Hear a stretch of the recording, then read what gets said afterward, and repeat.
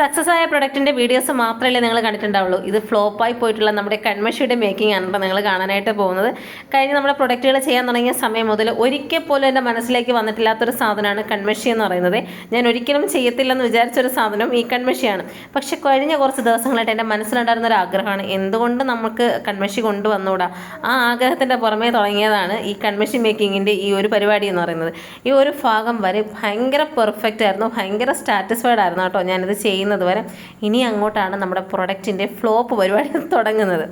അതായത് ഞാനൊരു പ്രൊഡക്റ്റ് ചെയ്യാൻ തുടങ്ങിക്കഴിഞ്ഞാൽ, അത് ചെയ്യണം എന്ന് വിചാരിച്ചു കഴിഞ്ഞാൽ ഫസ്റ്റിൽ അതിനെക്കുറിച്ച് കുറേ റെഫറൻസ് നടത്തി അതിൻ്റെ ഫോർമുലയൊക്കെ എഴുതി വെച്ച് കാര്യങ്ങൾ ചെയ്തു തുടങ്ങിക്കഴിഞ്ഞാൽ പ്രൊഡക്റ്റ് പക്കയായിരിക്കും സാധനം കയ്യിൽ കിട്ടുമ്പോൾ. എൻ്റെ ജീവിതത്തിൽ ആദ്യമായിട്ടാണ് കേട്ടോ ഇതുപോലൊരു ഫ്ലോപ്പ് പരിപാടി കിട്ടിയത്. കാരണം എന്ന് വെച്ച് കഴിഞ്ഞാൽ അതിൻ്റെ പിറകിൽ അത്രയേറെ എഫേർട്ട് എടുത്തിട്ടാണ് ഈ ഒരു അവസ്ഥ വന്നത്. അപ്പോൾ എനിക്ക് ചെറിയൊരു വിഷമമൊക്കെ തോന്നി. സാരമില്ല, ഫസ്റ്റ് ടൈമല്ലേ, പോട്ടെ. ഇതിനേക്കാൾ പൂർവാധികം ശക്തിയോടെ നമ്മുടെ കൺമഷി എന്തായിരുന്നാലും നമ്മൾ ലോഞ്ച് ചെയ്യുമ്പോൾ എന്തായിരുന്നാലും വാട്ടർ പ്രൂഫ് ആയിരിക്കണം എന്ന് എനിക്ക് നിർബന്ധമുള്ളത് കൊണ്ട് തന്നെ ആ ഇൻഗ്രീഡിയൻസ് ഒക്കെ ചേർത്തിട്ടാണ് കേട്ടോ നമ്മളിത് ചെയ്യുന്നത്. ഭയങ്കര നാച്ചുറലായിട്ട് കണ്ണിന് യാതൊരുവിധ പ്രശ്നങ്ങളൊക്കെ ഇല്ലാതെ ചെയ്യാനായിട്ടാണ് ഞാൻ ചെയ്ത് തുടങ്ങിയത്. പക്ഷേ ചെറിയൊരു ശ്രദ്ധക്കുറവ് മൂലം ഉണക്കെണ്ണയിൽ ഒഴിച്ച ചെറിയൊരു വ്യത്യാസത്തിലാണ് നമ്മുടെ കൺമഷി ഫ്ലോപ്പായി പോയത്. ഞാൻ ഇവിടെ കൊണ്ടൊന്നും തളർന്നു പോകത്തില്ല.